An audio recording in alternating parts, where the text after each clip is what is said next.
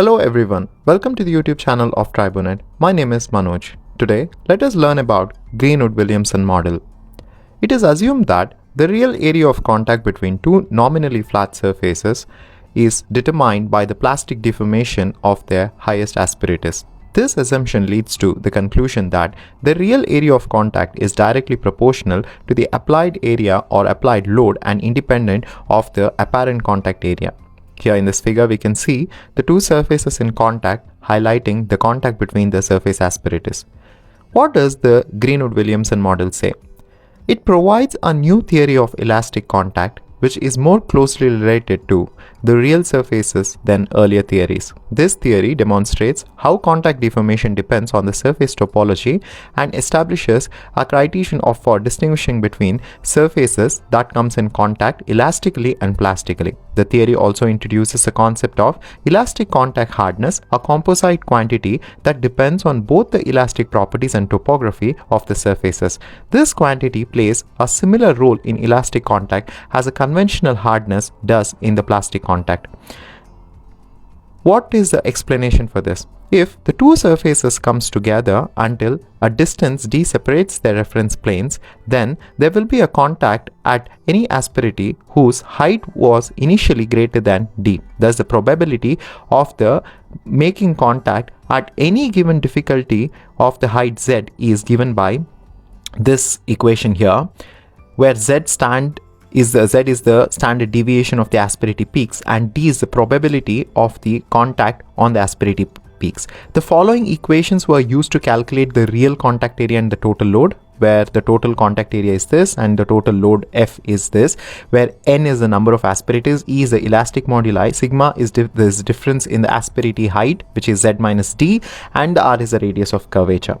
Next, the Gaussian distribution of the asperity height. The following experimental results shows the height distribution in the Gaussian to an excellent approximation for many surfaces. We can merge above equations to attain the equations for the load and the total contact area, assuming the Gaussian distribution of the asperity heights, and which are given by these equations. Now, what are the important points from this Greenwood Williamson model? The dependence on load. While the separation depends on the nominal pressure, load divided by the nominal area, the number of micro contacts and the total area of the contact depends solely on the load. Separation insensitivity to pressure. The separation between the surfaces is not highly sensitive to pressure. It is typically 1 or 2 times the standard deviation of the roughly the center line average. The average gap between the surfaces. The average gap between the surfaces in contact is approximately 20 nanometer for a wide range of loads. And the difficulty in the gas-tight seals. The above factors explain the challenge in creating a metal-to-metal gas-tight seals, as the average gap remains significant even under the various loading conditions. Elastic hardness. The concept of elastic hardness is introduced, where the area of contact can be predicted from the load, similar to how plastic contact is predicted using conventional hardness. Plasticity index.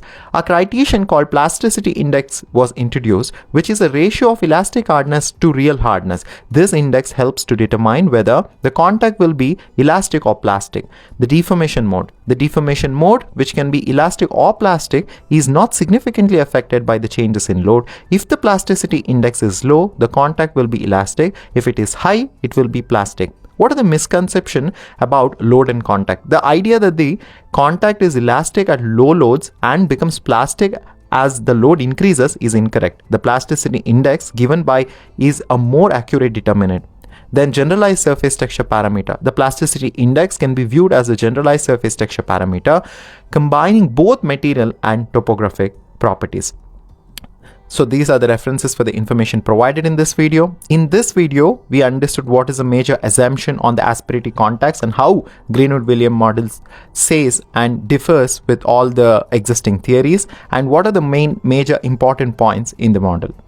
Thank you for watching this video, and to get more details on the topics related to tribology, follow us on our social media pages on Instagram, Facebook, LinkedIn, and do not forget to subscribe to our YouTube channel TriboNet. Also, visit our website on www.tribonet.org.